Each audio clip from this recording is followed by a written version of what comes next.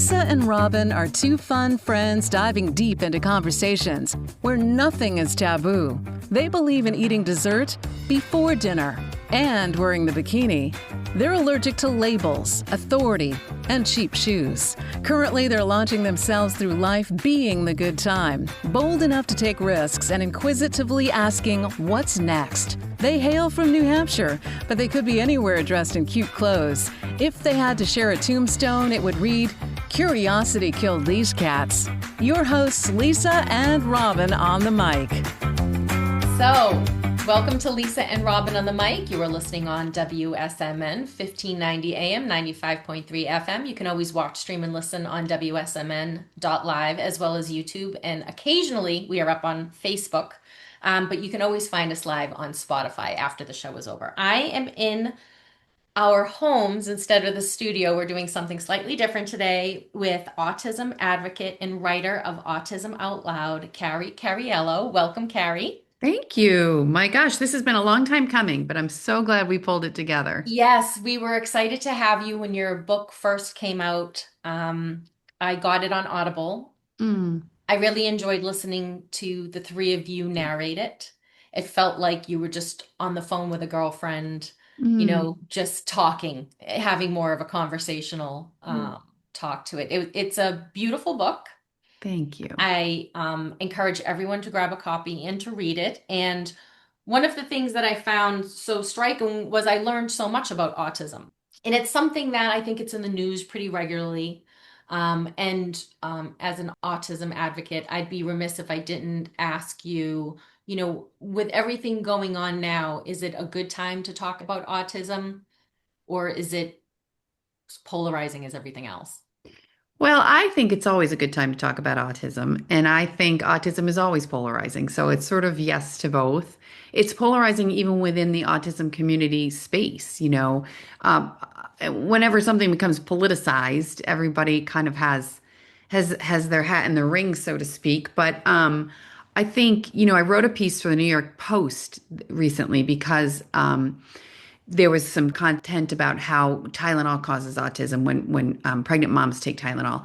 And my son Jack is 21, so he consumes all of this news. He processes it. He's very aware of it. And he reached out to me to say, did you take did you take Tylenol when you were pregnant with me? And I think it's a powerful reminder that at the center of all these narratives and these stories and these political ideas are humans. Humans live here. Right. And I feel a calling or responsibility to continue to remind the universe that. Yeah, that is really interesting because I think that I'm a realtor, and I was working in the space of trying to bring lead awareness. Like the state several years ago was like, does anybody want to come and talk about what the solutions could be and all of that stuff? And I remember asking, because I would get to meet really smart doctors and really smart scientists. And I would say, lead is a neurotoxin. We have all of this uptick, it seemed, in the number of autism cases or people. And are these two correlated? Because when you learn about lead, you learn that it could be on a spectrum. Poisoning happens on a spectrum. You hear that it's a neurotoxin, and that you learn about the brain. And every time I would ask doctors, they would just kind of look at each other and like look at me and look at each other. And I'm like, are we not allowed to pose questions like this? Like, is this a conversation that's connecting to another conversation? And maybe that's how, and I never really got anywhere with it. And then, the state did pass new legislature around lead, and then it was kind of like a conversation that I wasn't part of anymore when I left the state, but it always stayed in my mind. Yeah. It always stayed in my mind to say, as we are learning different things, whether it's 1 in 100 kids 20 years ago to 1 in 33 kids, if I have the kid, I don't care how many people are affected by it, it's my kid. Yeah. So I feel like there's also I wouldn't want to make someone defensive by saying, did you take aspirin? Yeah. Or something, and people talk about vaccines. And I think even from that conversation, it's like, maybe children have vaccines, but not at 3 days old because they're this big and they Mm. just made it into the world, right? And if they don't have exposure to certain things, maybe we just give them a break and let them grow before we bombard them with things. And again, it's not to make it a political conversation or not a political conversation. It's just like, I think these are conversations, especially the parent of the kid gets to have. Absolutely. And I think, the issue really is given that it's a spectrum with a wide range of behaviors, temperaments, vulnerabilities, and needs, there's no one answer to the cause. That's what I believe. My son Jack, vaccines are not a part of our story. My son Jack was born with autism. We from day one, there was something that sort of raised our antennas about him. But I don't discount anybody else's story or journey with this. I just think it is a multifaceted explanation of environmental factors. Genetics plays a large role, vaccines in some people's cases. I think that's really the tricky part of this disorder. Yeah, and it's also like, but if your kid has it, at one point, do you care? Because now you're just learning to live with it too. Well, I balance, right? Like sometimes I care because I have other kids. I have five kids. Jack's, one of five. They're going to have kids, Yeah. God willing.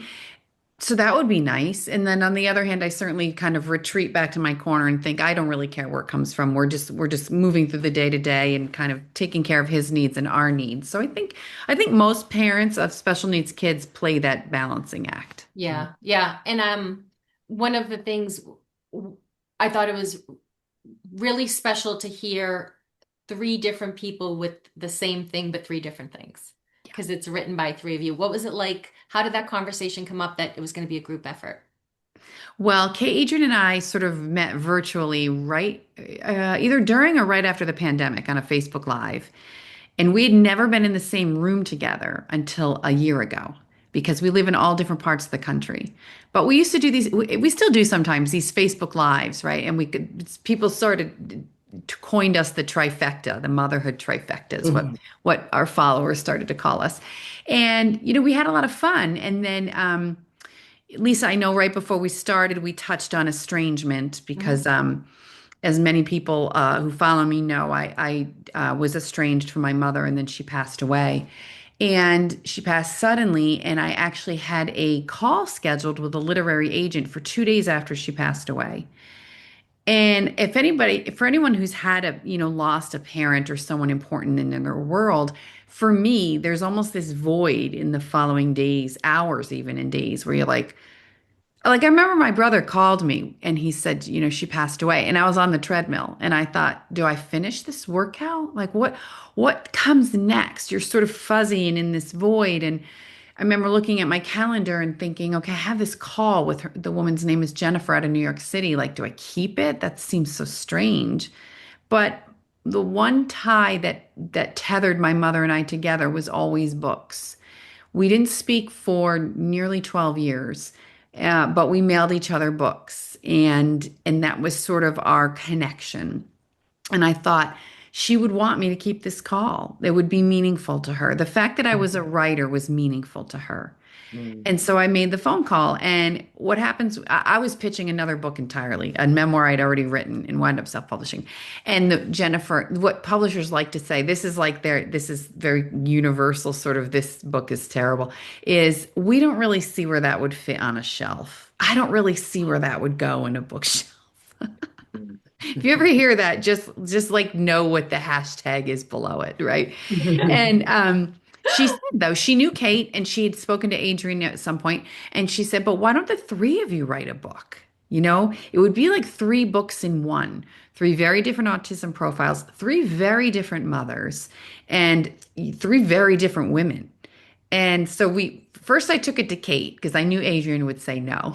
Did Kate and both Adrian, go work her on the we back? know how to do a workaround. And then Kate called Adrian and I said, tell her if she doesn't do it, and I listed out like three other people we could slide into that spot. And I knew Kate's like, I'll do that. And I'll tell her we might get on the Today Show. And that was enough to get Adrian to write the book. Excellent. And so we were kind of off and running from there. We met in New York City to announce it. And then we just had Zoom calls every Monday. It's crazy. It's still crazy to me that the table of contents that came out of a Zoom call turned into a book. It was Mhm. just that like kind of organic. And I'm going to grab the cover. I So love the this first use is of back. the book in question, Autism Out Loud. So, yeah. Yeah, and reading it, and then I'm, starting to tune into you socially, Mm. your post every day, and so just so you know, when it comes to comedians and writers, there's a girl squealing on the inside of me who's keeping it under control because those are my people. Mm. I can see actors, not like not interested, like I don't Yeah. care. The writers and the people who make me laugh, those are my Hmm. people. Mm. So when I got to meet you in person and then I knew you had the book coming out and I was so excited for you to come on the show. And then I'm reading the book and it's just I feel like my heart constantly broke open and then got back together. Mm. I love that. Yeah, because I don't have children and I had fertility issues. Mm. But motherhood was a very difficult topic for me anyways. And so to hear, like when you would talk about, the joy and the sadness and the dreams you have as a mother, for your children, and just hearing all of that would break me open. And then, like I Mm. say, but there felt like it was at the end of the chapters, it always felt like, but it was heartwarming and hopeful. Mm. So to have something that was such a meaty topic, but always brought me back to that place, it kept me going, throughout the book. Mm. But some of the things that I loved that you touched on, because I think everyone can come to the conversation, is grief, handling Mhm. grief as a mom. Mm. Mm. Yeah, I think you make a great point that there really is something in this book for everybody. I believe that. You don't have to be living alongside autism. You don't necessarily have to be a mother. I just think there's some universal themes that we encounter in our lifetime, and we worked hard to make sure they were represented here in this book. And then I'm following on social media and I see your estrangement post with your mom, and I think she doesn't get a pass from all the other relationship I nonsense know. that happens because she's dealing with this. I just feel like, Yeah. and I felt like I have estrangement in my life as well. So I almost wanted to have that conversation with you alongside, the other one. What was your estrangement over? Or what were the battles that you guys had?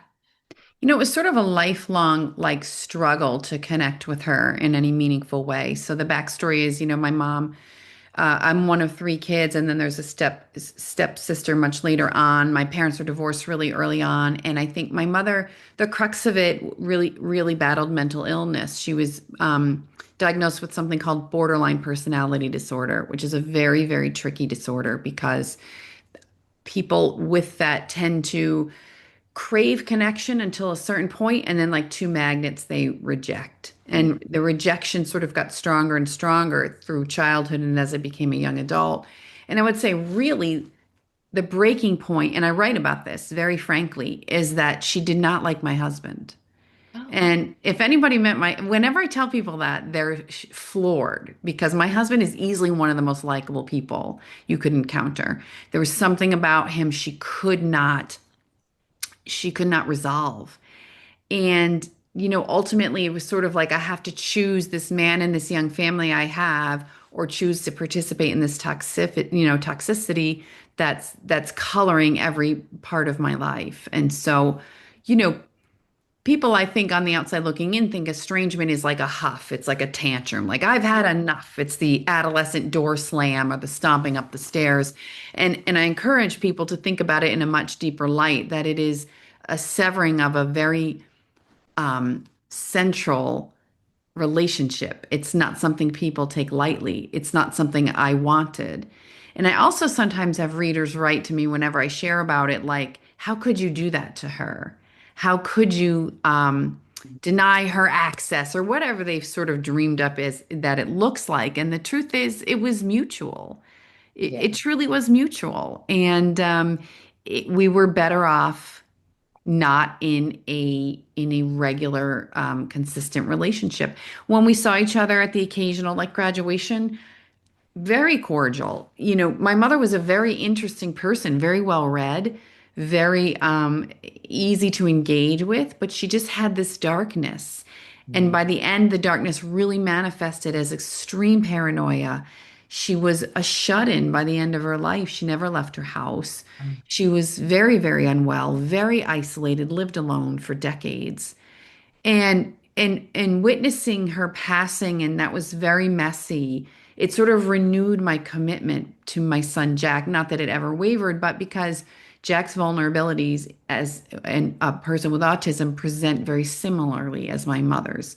Mhm. Paranoia, defensiveness, a tendency to push people away when you don't fully understand their motives.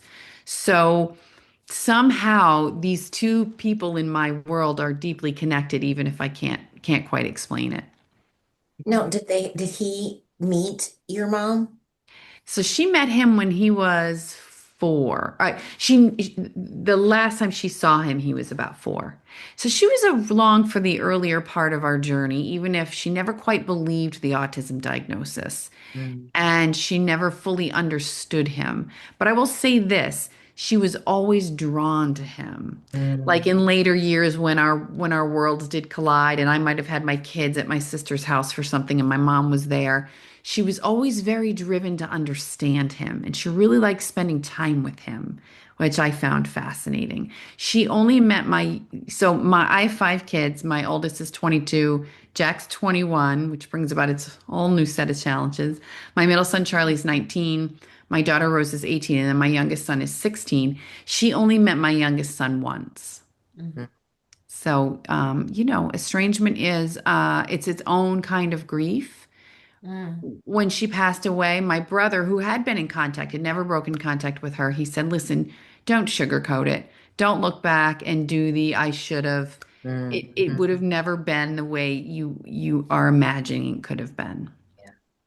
Yeah, So absolutely.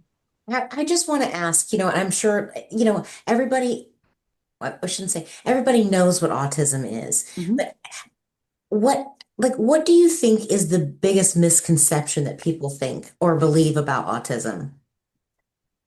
I think it's easy for people to forget what a range it is. I Mm. just was at a conference over the weekend and I heard somebody say, we couldn't believe our daughter was diagnosed with autism. She made eye contact. Mm. So Mm. there's this tendency to pigeonhole it into these classic symptoms that have been around forever, when it really doesn't encapsulate the people who live with autism today. There's a saying, if you've met one person with autism, you've met one person with autism. Right. The Mhm. other thing I even have to remind myself of is that autism changes over time within an individual. Jack is 21. He is so much different than Jack at 15, than Jack at 10. A different skill set, different vulnerabilities show up. And the other thing I want new parents to know, I'm determined to share this because I didn't know, is how often anxiety, severe anxiety, it's called comorbid to autism. Mm. And it basically, I say it rides shotgun. It's like Batman and Robin. You have Batman show up, in a few years, Robin most likely will show up. And for us, it was 6 years. When Jack was 6, he was diagnosed and crushed by severe anxiety. So that's how is it diagnosed and how is it diagnosed and what's the criteria that they use? And have they since he was a baby, has the technology or the criteria or the tools changed to diagnosing autism? I'm sure that it has. I know even from when Jack was first diagnosed, they called it PDD-NOS, which is pervasive developmental disorder not otherwise specified. That was in Buffalo, New York, where we lived at the time. And then when we moved to New Hampshire, they changed it to just autism. Autism became the umbrella that kind of covered all of those, like the whole bell curve. When he was first diagnosed, it was high or low functioning. Those were the two, and I still refer to those often. But now I hear, like, I talk to new moms all weekend, which I just love talking to new moms, and it's become levels. So level 1, 2, and 3, where 1, I believe, is like your higher functioning, and 3 moves into the profound severe area. Basically, I don't know about technology changing, but the tools are really observation in terms of social connection, joint attention, all these phrases I kind of learned as a new mom. You know, the ability to participate in conversation. Language is a huge metric. Jack didn't have language until he was close to 4. And and there's also some like occupational therapy angles too, like how does he move through space and time? And I'm sure those metrics are still very similar today. I hear more and more though that kids aren't being diagnosed until later in life. So I'm not sure like what the reasoning is behind that, but all I can say is we were so grateful. He was diagnosed at 18 months old, and then we were off and running with services from there. And Yeah. how did that make you feel as a new mom? Like you said, you love talking to new moms, like offering and providing support because it's got to have, you know, I don't want to say a sense of dread, but like I have twins and they were 8 weeks early. And when Mm. we first brought them home, my son was 2 pounds Oh, and 13 ounces when he came home from the hospital. mm, And so they were, they were NICU babies for a while, but it's not, it's that a sense of dread of like, I don't have the tools. I don't know what I'm doing. And oh, maybe not the right word, but it was overwhelmed and it was a mm. sinking feeling of like, I'm not prepared. I'm, I'm, I'm gifted with this life and now I don't know what to do. We Yeah. had we had baby monitors on both sides of our head and on the nightstands, and they literally, I could see her crib, but I was so worried that, just, being scared and vulnerable and overwhelmed. Like, what was your experience of that? And like, how have you grown as a mom in that? And what's information that you pass along to new moms? Yeah, it's so interesting because I always say like when Jack was first diagnosed, I wanted the old mom. I wanted somebody 5, 10, 15 years ahead of me to say like this is what first grade is going to look like. This is what puberty might look like. And by the way, in the very early days, my husband Joe and I really thought he would outgrow it. That's how Mm. naive we were. Thank God for naivete. We Yeah. thought, oh, well, in another year or two, this is like all behind us, you know, if we Yeah, had yeah. any idea what was in store.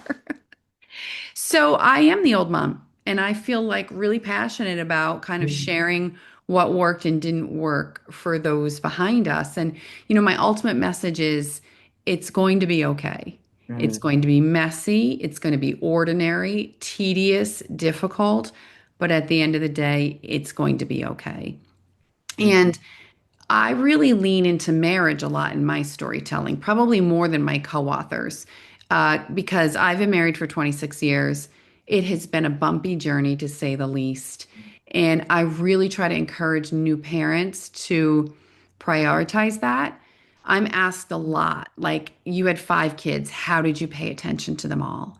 And the first time somebody asked me, it was a Zoom just like this. And she was like a real young mom and she was so earnest. And I didn't even think before I answered. I just said, pay less attention to, worry less about the attention your kids get and worry more about the attention your marriage gets.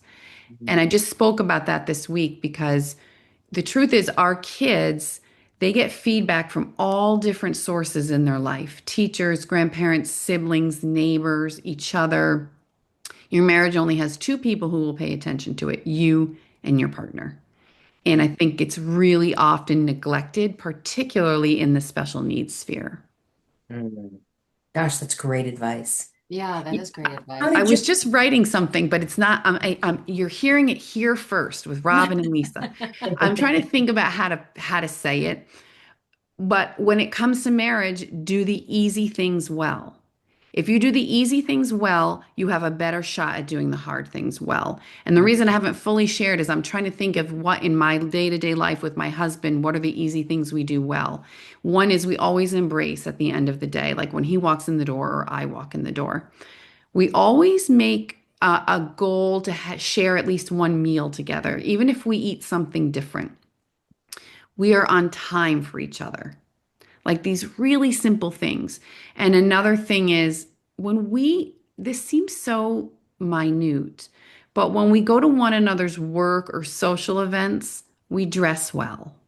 And I think that's really, really important to show up for each other in those very, very specific ways. Hmm.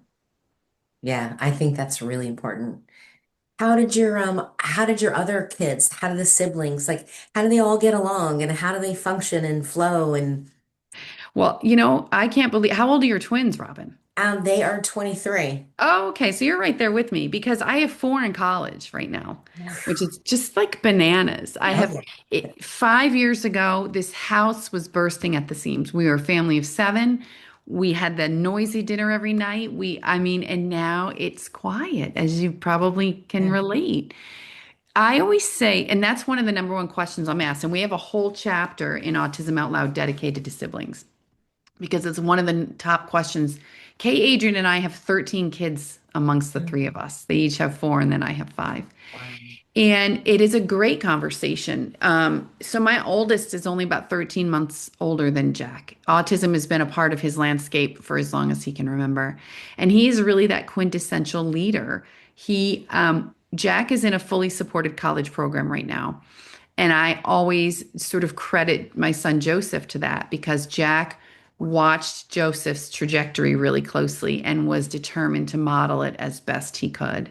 Wow. I remember when we dropped Joseph off at college in Philadelphia, and Jack is a I'm sorry, tactile learner more than visual. So if he wants to know about something, he'll like trace the edges of the room. I noticed him tracing the bed frame and the desk. And I thought, he's seeing this for the first time, what a dorm might look like. Mm. And he's seeing himself here. My middle son Charlie is like, never met a stranger, kind of always brings the fun, is the one that constantly draws, even now, draws Jack out into what movies will we see? Where should we go tonight? What do you want to do? My daughter Rose, my only girl, is 18, and she's always been in the book, I liken her to the canary in the mine. Research shows that kids like Jack can only match the highest regulatory system in the room. Mm. And so Rose is always intent on keeping his nervous system calm, sort of reading the air quality, just like the canaries who work in the mines are. And when I wrote that, I did a little research about that phrase, canaries in the mine, because I didn't realize that when the coal miners brought these songbirds down, they would release them. And when they no longer heard their song, they actually brought them back into specially built cages to revive them. And so my Wow. words to my daughter are always remember your own oxygen. Yeah. Mm. That's Um, beautiful. yeah. And then my youngest son, who just tromped upstairs, I'm sure you could hear him. We have a phrase in our house that we use called leapfrogging, where each of Jack's younger siblings kind of leapfrog over him in a maturity or in a milestone or some kind of development. And it's always painful for both Jack and whoever is doing the leapfrogging. And the most tangible example I can give is driving, because Jack doesn't drive, but all of his siblings do drive. And so I would say Henry and Jack took the longest to find kind of peace together. And Mm. I think they stayed in that leapfrogging space the longest. So Jack's 21. I have this term I call duality. He's 21, but there's duality within him where emotionally he's probably around 14. Mm. Mm. He's drawn to much younger subjects. His speech and language is still a bit young. His interests are young. But I think now that Henry and Jack have really like find a shared common ground to enjoy, to occupy. Mm. When they were kids and played together, and you talked about like his anxiety showing up young, you know, even with two, it's chaos sometimes. Even when they're playing, everybody's playing, it's loud. How did you navigate, and keep his temperature down, like his, Mm. from being anxious and getting anxious? Did he ever get to the point where he got used to that level of noise and busy and activity? Or did it even, It's so funny you say that because I have my daughter's home on fall break right now. This is a new thing with colleges, fall break. yeah. And so it's just her and my youngest last night. And I'm like, you guys are so loud. Like, how did we ever have everybody here? Like and before I get to your question, my kids are incredibly tall. My oldest is 6'3", Jack's almost 6'6". Charlie's 6'3", Rose is 6'1". She rose crew for Notre Dame, and this noodle up here is easily almost 6'4". So they're like looming, and they're always like I'm like, I'm trying to make a meal, and you're right in my way. I will say this, Jack, for the longest time, particularly when his anxiety was rampant, and it's always sort of a clue for us that he's experiencing it stronger, it's peaking. He lives on the periphery. So he might, we might all have piled into the living room for like a movie night, and he'll make popcorn. He sort of creates space for himself on the edges. Mm. And we have a term that we've used, for as long as I can remember, which it's called stretch without breaking. And what that means, practically speaking, is here's an example. The kids were always able to, we told them to choose whatever restaurant they wanted for their birthdays. And they always chose, if I never go to another one of these till the day I die, I'll be thrilled, a hibachi restaurant. And, that was really hard for him. Mm. So, in order to stretch him and not break him, we allowed him to use things he wouldn't normally, be permitted to use. Bring in your headphones, listen to your music, eat one bite of anything that feels good to you. We sort of softened the edges of the experience so he could participate in it, but also be comfortable in it. I was shocked in the book when the doctor said have as many siblings as possible because he thought it would be such an enriching experience. Yeah, he said give him a big family. Now, for some backstory, Jack was diagnosed in Buffalo. He was 18 months old. And the next day I came home and discovered I was pregnant with our daughter, Rose, who's our fourth. So thankfully, it all sort of the stars aligned for us. And there wasn't a lot of planning or sort of forethought about it. I am asked that quite a bit. I was at a conference over the weekend where I spoke, and a young couple said we have two kids, and our first is diagnosed with autism, and then we have the second. The mom really wanted a third, and the dad really wanted a third, and the mom was like less sure. And it would just happen to be perfect time because my husband and my third son accompanied me to Florida, and they were in the audience. And I said, just so you know, like third children are very weird. So slow it down, push it. I think it's again like it could go either way. We had a great experience with having a full house. I often compare autism to a bowl full of jelly beans. Each one of my kids kind of reached in and took out one for themselves. So they each sort of have, whether it's rigidity or social anxiety or lack of social inferencing. Jack just reached in with both hands and took as much candy as he could fit. Mhm. So I do think there are some shared spectrum qualities that you'll encounter when you have a family with neurodiversity. For us, the risk, the reward far outweighed the risk. Not that we really put any thought into it anyway, but Yeah. It wasn't your purposeful way of going that no, way, but we yeah. got lucky. Yeah. Yeah. Yeah. You had made a comment that, like, oh, maybe he'll outgrow this, and you said your mother didn't believe the diagnosis. What was her thought when she was around him? What was her kind of She was conversation? She was reluctant, as I know a lot of new parents, even 20 years later, feel this experience, this sensation, reluctant to label him. She didn't Mhm. want him to live with a label for the rest of his life. You know, you asked earlier, what was it like when we first heard that he had autism? And I don't know if our experience mirrors anyone else's, but I can say we were relieved. It was Yeah. like, okay, here is a starting point. And let Yeah. me preface that by saying my only experience with autism to that point, I was near 30 years old, was I had watched Rain Man in high school with my mother sitting on the couch.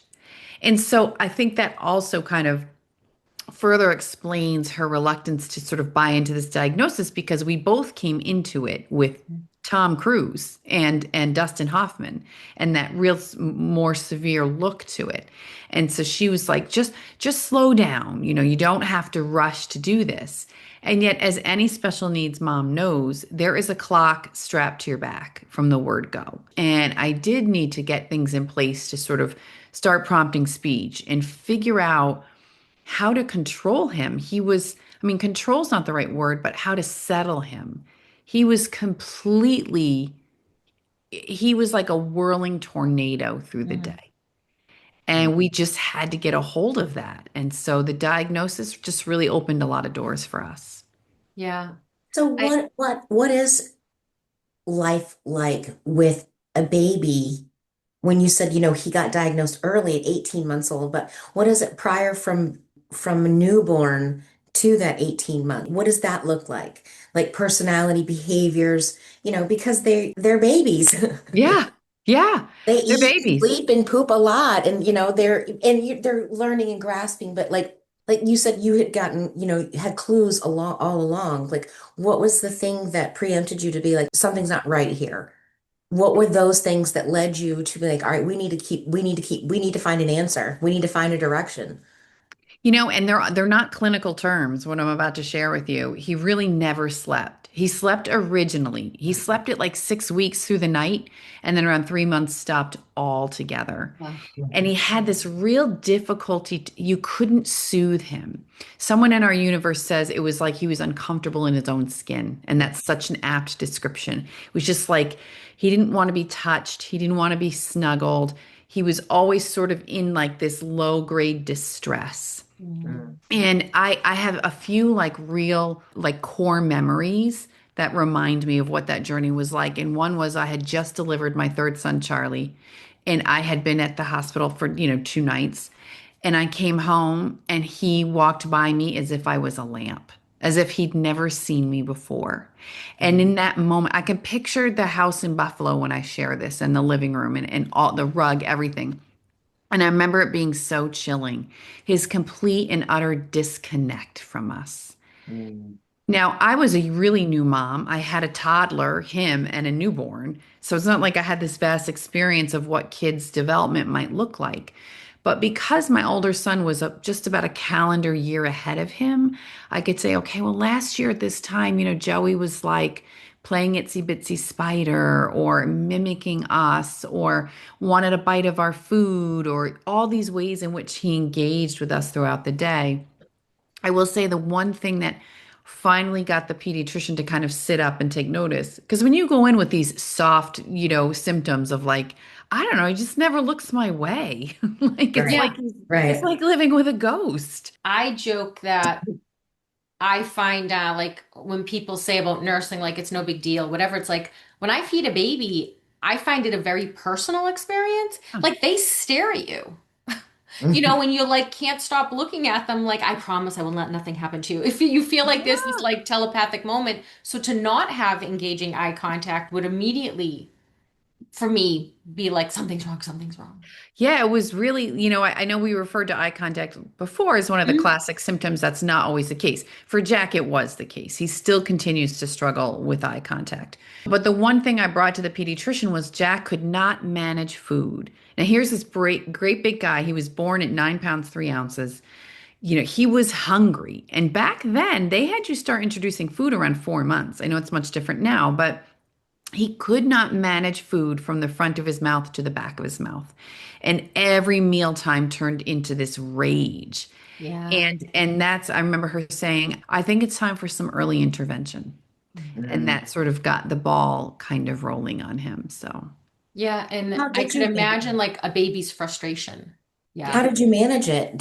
And what foods did he like that you could, he would, I imagine every introducing a new food would be a challenge in itself. But what did you find that worked for you? it finally got easier as the food, believe it or not, could become more solid. It Mm. was that baby food that had like really didn't have a lot of consistency or substance to it that he had the hardest time moving. But once we could introduce like pieces of banana or pieces of soft food like egg, that's Mm. when he began to thrive. I mean, he never lost a pound, but that's when he began to thrive food wise. Hmm. And now Jack has no trouble eating. Yeah. Let me assure you. That's awesome. Well, that's where you said that it grows and it looks different at different ages and at different levels. And I'm sure that there's things like food that he's mastered, that he's can regulate, Yeah. control. Yes. Yeah. That was sort of a blip on the radar, and that had resolved close to when he was a year old. And then we were full on into testing for all the other vulnerabilities that continue to sort of keep him stuck. And that landed us with a diagnosis. Yeah, reading the book was the first time I had heard that anxiety goes with it. But if you think just about human nature, it makes the most amount of sense to have anxiety when A, you can't control it or something is really new and you have like, of course, anxiety would come along with it. And then I think about, when they hit the teenage years, hormones, adding Mm, another layer. many layers. Yeah. Yeah, when the world, you're navigating a world every day that makes zero sense to you. Yeah. Jack, to this day, social constructs are so confusing to him. Why is the F word a bad word? Hmm. Why do we say hello when we answer the phone? Why would you shake someone's hand? Those Mhm. continue to sort of, he questions them regularly. And so as a Hmm. little kid moving around and thinking, why would I sit for circle time when my body, feels like it's crawling with ants and I have to move it? Hmm. Yeah. We had him evaluated he really fell apart, like back to your comment about puberty and hormones. He fell apart in fifth grade, Hmm. completely fell apart. And Mhm. we had him evaluated by a neuropsychologist. And she said, think of it this way. Imagine everybody around you speaks French, and you might understand 2 to 3 words of French. That's what Jack feels like walking into school every single day. From the social landscape to the curriculum to the norms of the school day, it is all perplexing to him. Right. It doesn't have a logical order to make sense for why we're doing what we're doing. Right. Much of it doesn't. He just sort of, muddles through it. And it's funny because when That's you like think a about, snake. yeah, A lot of yeah, us. we, That jelly bean jar, I mean, we've all Yes. taken something yes, from it. yes. So And what is he doing in school now? Sorry to mean to interrupt oh, you. it's okay. So Jack, 3.5 years ago, moved to a supported community nearby. About nearby, it's close to 3 hours away, and he lives with 44 other residential students. He takes college classes, and it's very scaffolded. There's a social and emotional coach, a life skills coach, an academic coach. They organize outings. In the last year and a half, he moved across the street in an apartment of his own. It was a Wow. huge accomplishment. Now, when it comes to neurodiverse, there's something called splinter skills, where kids like Jack sort of excel at one piece of a larger topic. And the apartment's a great example of that because when we agreed that he'd have an apartment, he immediately pestered the landlord to get the layout of the apartment with all the measurements. And he went on Amazon and ordered everything down to the wastebasket. He measured where his nightstand could go, where the couch might go, like real attention to detail. That's his splinter skill because he has no concept of what a lease means or Right. how Yeah. long a lease would go, or money. Money is something we continue to struggle in helping him comprehend, particularly in a cashless society. He doesn't see it, it's meaningless to him. Yeah. Yeah. He doesn't hand and get some back that's less, Right, Yeah. right. you know? Yeah. So What is he I, studying? I'm He's sorry, I'm studying. just so fascinated. No, that's all right. I'm moving back out of the sun. He is studying right now. His degree will be in social media and communications. He just recorded his own podcast. Jack has things to say. yeah, that's Awesome. awesome. What's the name of Yeah. it? I don't know. It's through a class, so they might have Okay. put it up as part of the curriculum. Okay. He loves movies. Ever since he was a little boy, he loves even if he doesn't my youngest son went to see Black Phone 2, some horror movie.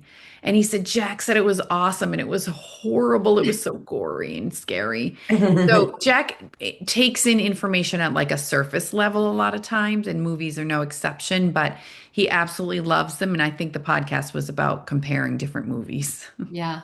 Oh, that's That's, awesome. I That's know. awesome. I He's wonder if to him, like we're all part of his movie, Probably. you Well, know? there is research that shows people with autism don't understand others around them have thoughts that we keep in our head. Mm, He doesn't realize I'm thinking right now, Right. but I'm not sharing. For example, he came home from his program and he looked kind of sloppy. Like his pants were slipping down. He's a great big guy. He gained a little weight. His shirts weren't fitting, the whole thing. And I said, buddy, I think you need some new clothes. Let's go get some new clothes. No, no, no. Jack's kind of like a curmudgeonly old man. Like, no, no, I don't need no clothes. I don't need new clothes. He said, nobody has told me my clothes don't fit. So we're always balancing what's called the covert and making it overt, what is undercover and nuanced and sort of shades of gray and bringing it out into the light. And I said, Jack, nobody would tell you that you look messy. That's not what people say to each other. Mm. And so we did wind up taking him to get new clothes, and he wasn't super thrilled about that. But we work with a phenomenal parent coach, phenomenal Shannon Earl coaching. She's actually going to do a workshop with me next week on how to let go of what other people think about you, which I think Could probably we all men have that too, one? but women, I think this strikes women more than men. I'm convinced of it, but I have no like science to back that up. But she's a she works a lot in neuroscience and how to train your brain to think differently. And so like probably 6 months ago, I said to her, "Hey Shannon, everything with Jack is amazing. He's doing great. It's just like smooth sailing." And I was like, pat on my back, like finally I'm in this space where we could coast. And she said, "Good. It's time to introduce some stress." And I was like, Oh, I would "That love wasn't nice." Hang up, click. And she said you have to introduce stress when he's in a low demand space and he can really take in new information. And that's when we started to sort of say, okay, it's time for you to wear the clothes that we bought. We know they're comfortable. I wouldn't mess with him Mhm. sensory wise. I know he couldn't always do a button when he was younger, but I know he can do that now. And I read somewhere, and I think this is so brilliant, how we dress. Well, let me back up and say there are actually 9 versions of nonverbal cues. How we hold time and space. If I'm like this to you, that's a verbal cue, versus if I'm further away from you, the clothes I wear, my gestures. And the way we dress is considered soft power. And by that is it communicates to the world, hey, I care about myself. I think I'm important. I'm secure. I'm confident. That is a soft power move. And when Jack looks messy, we're taking away his soft power. And so I kind of like doubled down and just said, the beauty of him having a brother who's a year ahead of him is I can always say, hey, do you see the way your brother dresses? Joey looks nice when he comes home, right? His hair's combed and the way daddy moves around the world. Daddy would never wear clothes that don't fit him. And I'm just determined as Jack continues to navigate the world to make sure he has as much soft power as I can give him. I feel like everyone needs to hear that though. I Yes. feel like we, so we talk about clothes and fashion all the time, and people are like, how were they talking to the woman who wrote the book on autism? Did they get back into fashion? Those two took that woman's arm that they're going to take to They fashion. made her. They made She her tried talk to about, stop the Zoom and they brought her back on. because it, I don't think we understand, or some of us understand how important, like you say, this is an indication. It is a nonverbal cue of Yes. how you feel about yourself. And I joke that when I'm feeling really bad, I really have to like put on the face, especially if I'm going to see a family member.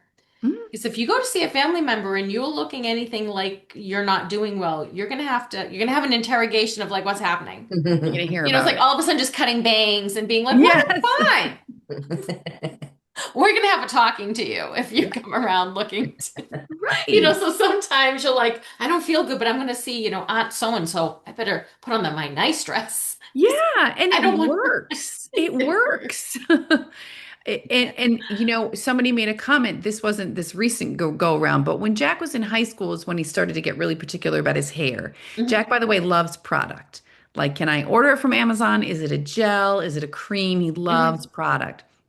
And I remember in high school, a teacher saying, we noticed when he started to do his hair, he came in sort of like prepared. He came in ready to pay attention, ready to start the day. And I think that message is getting very lost right now. I Mhm. mean, I love my comfortable clothes, Mhm. but the pendulum has swung quite widely. Yeah. And It's I do think you don't sweatpants want, and leggings are like predominantly everywhere you go. And I'm like, I yeah, refuse to, nope, not wearing that Um, out in right. public. yeah, yeah, fascinating. Yeah, and I do think it's like the conversation because we are judged on social media and we're saying, I don't want this much judgment. Let me wear my cool outfit. And it's like, well, no, you're being judged all the time. Yeah. And how do you show up for yourself, let alone anyone else? Who cares what somebody else thinks about what you're wearing or what you look like? It's how you do. Yeah. How do I care about that? Yeah. So I think it'll be very interested in this Well, conversation about like how to not care what other people think because I think every child and every adult needs it because we're putting our entire life on a box for Yeah. people to have an opinion about. And well, then I we're like to upset at think the about it as opinion. not being judged. I mean, because I think about, and I love clothes. Clothes are very important to me. Well, not very, but instead of being judged, when I get dressed to go somewhere, I'm like, how am I showing up? How do I want to feel? How do I want to present myself to the world?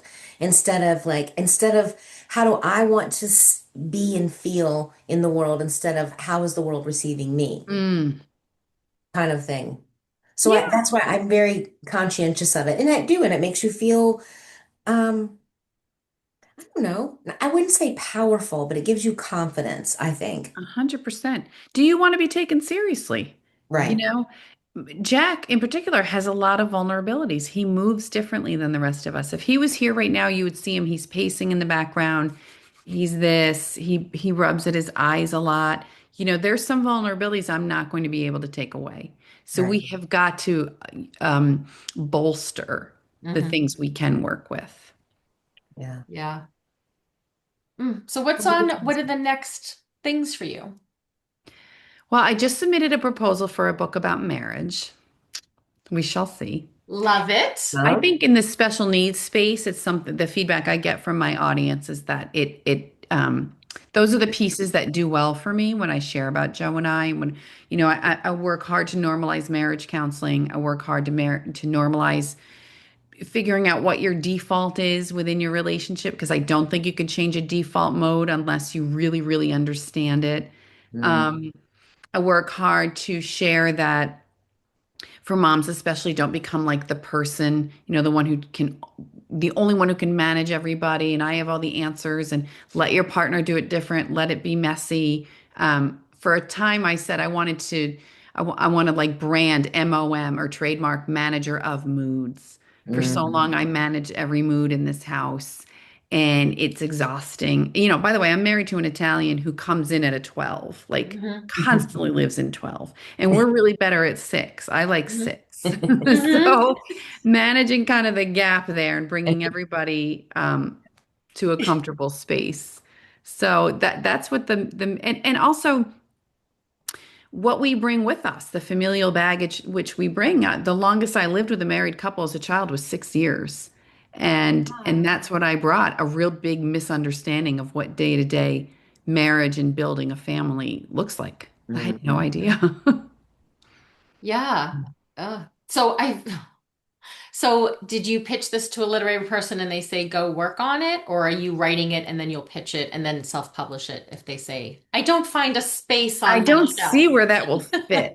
So I pitched And one that you didn't idea. strangle them. I'm so proud of you. But that's why I did my As a self-publish. writer, that's like nothing. I pitched one version. These days, the literary space wants you to be what they call prosaic. We want it to be practical. We want a how-to manual. So I Mhm. went back and did another round with sort of some how-tos. It doesn't quite fit with my style. I'm definitely more of a storyteller. My one of my books, Half My Sky, my favorite, probably one of my favorite books of mine. It's just a series of letters to everybody in my world, my Mm. mother-in-law, my husband, all my kids, teachers, friends. Um, that's really my preferred way of writing. So if this comes back and it's not a good fit, I will definitely self-publish. I would encourage any writer out there to explore self-publishing. It is a fantastic experience. So what was the name of your book that you self-published? Half My Sky. Half My Sky. Okay. And I call it that. I don't have a copy here, unfortunately, because they're all in the car. I just did an event at the Bookery Oh. downtown Manchester.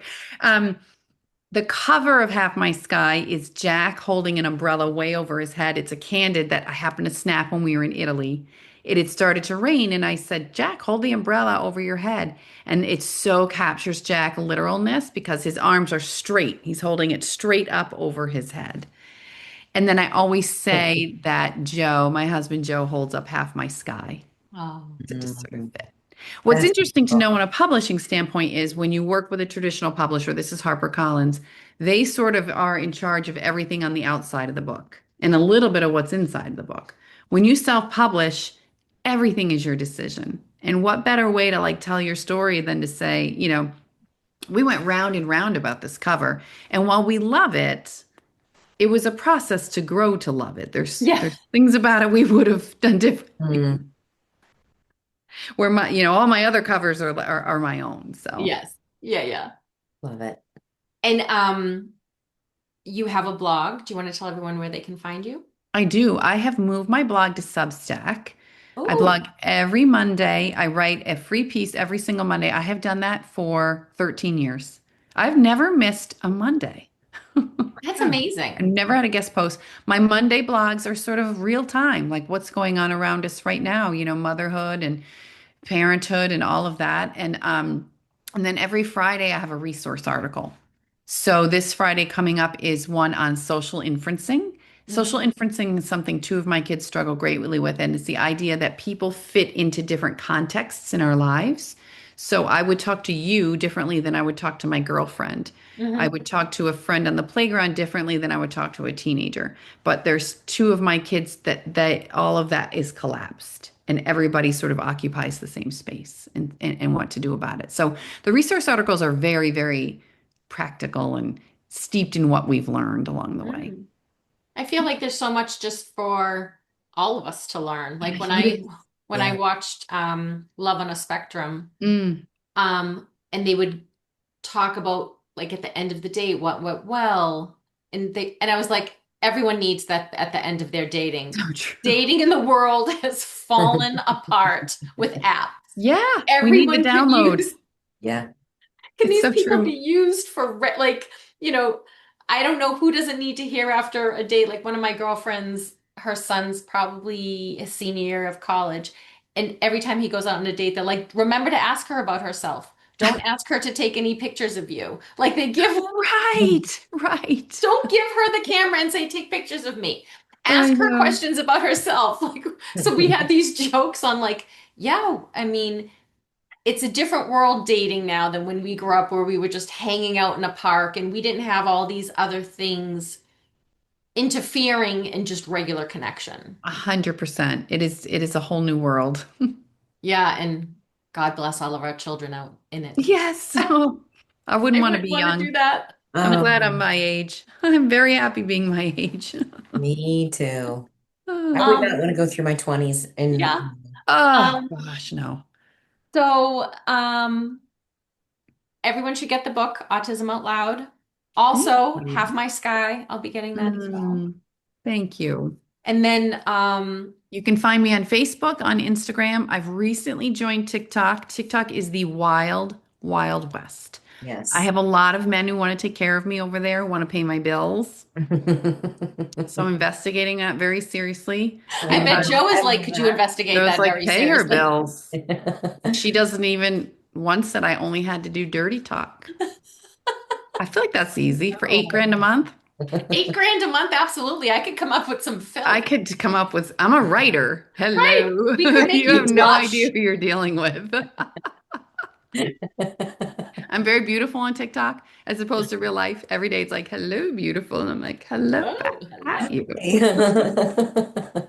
you. Everybody should have TikTok. Join TikTok and follow me. And offer me money to do things. Yeah, what if you have extra stuff floating around? I have 4 kids in college. I Right. might come to this. Yeah, actually might come to this. I joke Right. around. I'm ready to take pictures of my feet now. That was wanted when I was a Oh, teenager and I was so grossed out by even the thought of it. And then I was like, well, that was silly. It was just my feet. I'm it's totally how over it. desensitized social media makes us. I know. Right. It does. It really does. Did you ever think 5 years ago you would watch a video where somebody's getting ready? Get ready with me. I'm like, what is Yes. this GRWM? My son's like, it means get ready with me. I'm like, this I is I ridiculous. did not know we did that. I can't even watch when women put makeup on because Or I've had like you've already used four different foundation colors. oh, I I know. These young people with their slat, I don't know where they get all these products. Or the ones where everything's noisy. It's like this yes. and they're Yes. chewing. It's amazing how much time is wasted or spent just scrolling through the stupidest videos. Yeah. Stupidest. Yeah. 100%. And so, how do people find you? How does Substack work? I'm very interested in Substack. Oh, well, whenever you want to talk about Substack, let's do that because I love Substack. Substack is basically a writer's platform, but it's also social media, so anybody can join it. And every week, your pieces go out as a newsletter. Mm. And you can either do paid or unpaid, and you could do subgroups and all of that. I do think I've heard that that's like the up and coming platform behind Facebook. So Okay. I'm on there as Carrie Cariello, Instagram Carrie_Cariello. Same for Facebook. Facebook is where the majority of my audience kind of lives, and uh, and so I post pretty regularly. So yeah. And so you just went on a conference. Do you post that you're going to be at various conferences for people to I come do, attend? yeah. Whenever I'm speaking, I post this. I toured a beautiful foundation for autism in Jupiter, Florida, called Els for Autism. Els is Ernie Els. He's Oh, a yeah. professional Golfer. golfer. Yep. He's a son on the spectrum. He created like a mecca, just a mecca for young adults with autism. They have group homes on the outskirts of the property. These group homes are, I've visited group homes here and there, and this was such a powerful reminder that people with disabilities deserve bright, new, lovely places to live. And Mm. so it was really like inspiring to see what he's building. Wow. So Yeah. where's your next speaking event? I'm pretty quiet actually until April. I mean, things will start to pop up, but I am headed to Nebraska in April. Try to be jealous. I'll be in Ohio. Nice. Even more reasons to be jealous. I know it is a glamorous life that I lead. Um, my calendar starts to really pull together because April being Autism Awareness Month, things get busy then. But you can always also check my Substack for the happenings. Yesterday I was at the Bookery. You're Mhm. both in Manchester or familiar Yeah. with Manchester. Yep. The Bookery is a beautiful bookstore. And I had to do a photo shoot for this magazine in town. And it was so sweet because the bookstore was open and there was this man, probably close to 80. And he was sort of like, oh, what's going on? I had a stack of books. And I said, come over and be in the picture with me. And he leaned in and he kissed me. Oh, that's It was sweet. so sweet. Nice. Yeah. Wonderful, wonderful. Well, I hope if you haven't read Autism Out Loud, you get a copy and read it. I listened to it on Audible, and like I said, I loved having the author's voices telling me the story, and because it wasn't like you were reading, you were telling us, I appreciate that because you know. recording audio is like legit my worst nightmare. I've done it 3 times. I'm very claustrophobic, and you sit in a booth the size of like a placemat, Hmm. and then they close the door and it's soundproof, and then they lock it. Oh, And then you're I like, would want to be locked. Why does it have to be That's why I don't like elevators. I don't want to be. same. I don't like How do you get elevators. out? This I'm poor so guy. short. I can't climb up through the roof, and the walls are slick. So how am I going to get up there? I'm stuck. I'm And just I'm in a glued. bunker. I do it in Cambridge and I'm in a bunker in a basement because I'm Oh, like underground. I love the guy I work with, but he knows me by now. We always have to do like half a dozen times of, can I open this door? Make Yeah. sure I can open this door. Yeah. He's like, oh God, they don't pay me enough for this. I do love doing my own audio because it's just a great experience to go back and read the words that I wrote. Something people don't know about audio is that there's a program called Whisper Sync. So a lot of people who buy the physical book will also buy the audio and then they read along. And because Oh. of that, you cannot depart from one word. You mm, Hmm. cannot say then instead of the. You can't, if you see something you would have written differently, that ship has sailed. yeah. Uh, I Yeah, find that as a writer, I always want to change the words. I know. It's eye-opening. I'm like, that's how I wrote Even that. when I was reading stories to the kids when they were little, I would sometimes just, I would paraphrase or I would change a word here and they're like, Mommy, no, No. that's not what he said. Darn. That's great. Well, thank you so much. I'm Thank so glad we you. got to record this. Please stay in touch. If you have any events that you want to promote through us, drop us an email now that you have our email address. Oh, I would love that. That would be great.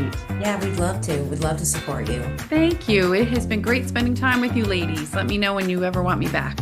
Okay, wonderful. Definitely. Thank you so very much. Have a good night. Take Bye-bye. care. Bye-bye.